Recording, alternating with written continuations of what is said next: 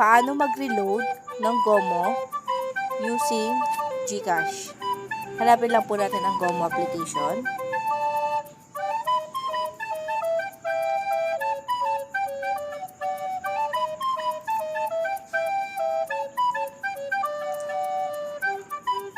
You have 0 remaining minutes. You have 0 remaining text. And you have 0 remaining data. Get data from most.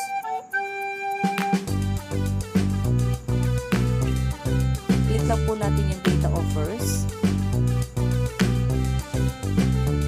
And click lang po natin yung shop now. Meron po tayo makikita dito na 30 gig data only for only 299 pesos.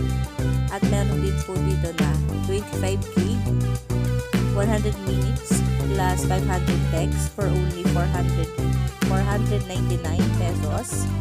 At meron din po dito na 20 gig data only offer from September 17 to 2022 only for only 199. Piliin nyo lang po dito yung gusto nyo. Pero pipiliin ko po dito ay yung for only 199 pesos.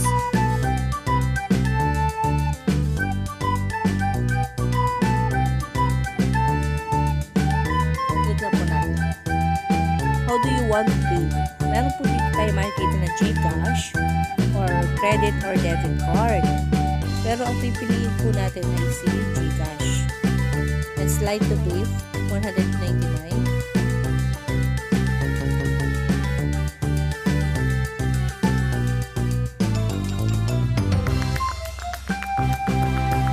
Enter your GCash number.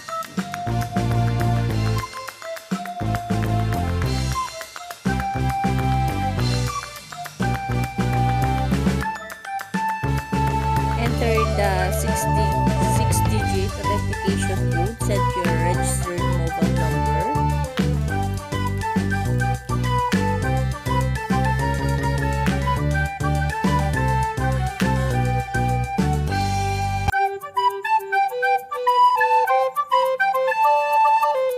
Click next.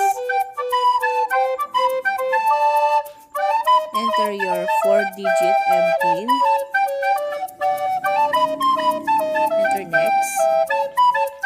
Makita niyo na po dito kung ano po yung plan na pinili natin. Ang pinili ko po ay 199.